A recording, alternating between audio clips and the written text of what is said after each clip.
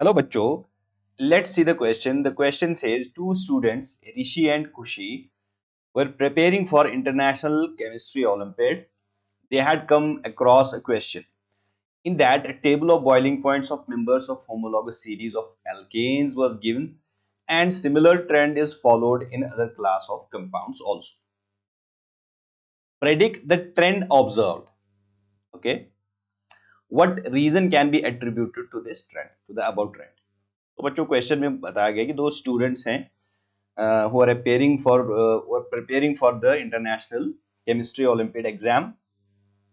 तो उन्होंने क्वेश्चन देखा. क्वेश्चन में यह है कि एक टेबल दिया गया है, टेबल ऑफ बॉइलिंग पॉइंट्स एक होमोलॉगस सीरीज के, ठीक है, means homologous series of alkanes है जिसके बॉइलिंग पॉइंट्स वहां पे लिस्ट किए हुए हैं. तो उसमें एक ट्रेंड हम ऑब्जर्व करते हैं. ठीक है, स्टूडेंट्स ने उसमें एक ट्रेंड ऑब्जर्व किया और इसी तरह का ट्रेंड जो है बाकी कंपाउंड्स के, बाकी जो क्लास ऑफ ऑर्गेनिक कंपाउंड्स है उनके होमोलॉगस सीरीज में भी ऑब्जर्व होता है. सो हमें बताना है कि ये ट्रेंड क्या है, इन द बॉइलिंग पॉइंट्स में कौन सा ट्रेंड फॉलो होगा एंड इसका रीजन क्या है. So let's see the key concept. तो बच्चों, जब हम होमोलॉगस सीरीज की बात करते हैं, एक पर्टिकुलर होमोलॉगस सीरीज जो होता है, homologous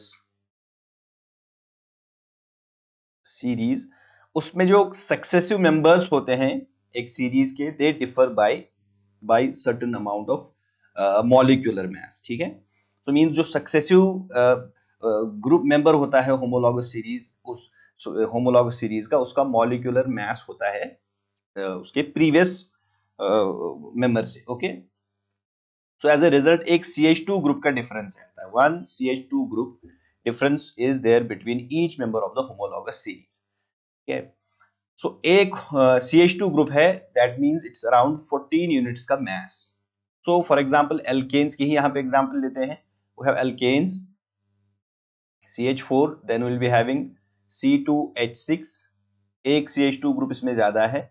then the consecutive next succeeding member, उसका भी एक CH2 ग्रुप प्रीसीडिंग से ज्यादा होगा, C3H8. Okay, then it will be C4H10, then C5H12 and so on. ठीक है, तो इस एल्केन्स के सीरीज में हम जब ऑब्जर्व करते हैं इनके बॉइलिंग पॉइंट्स को, तो बच्चों इनके बॉइलिंग पॉइंट्स का ट्रेंड ये रहता है कि बॉइलिंग पॉइंट्स इंक्रीज हो जाते हैं. So when we move down in a homologous series, the boiling point increases. So we can observe कि जो मीथेन का, फॉर एग्जांपल, मीथेन का boiling point, will try boiling points को हम कंपेयर करते हैं. सो मीथेन का boiling point it's around -162.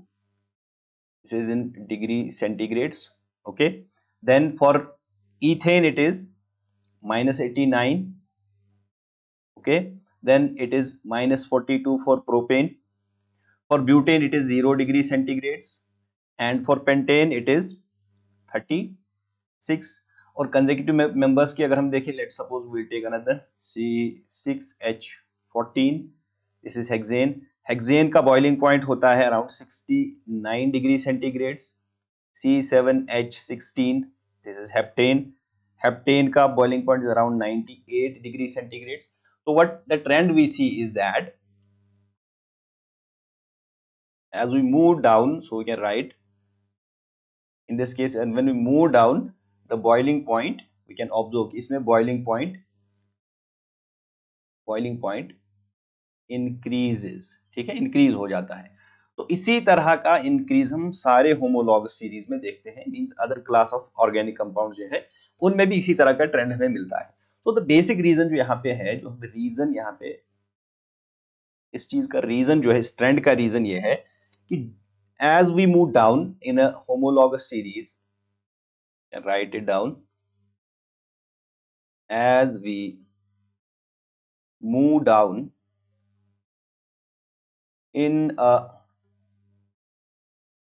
homologous series, what happens, the molecular weight increases. तो यहाँ पे मॉलिक्यूलर वेट इंक्रीज होता है।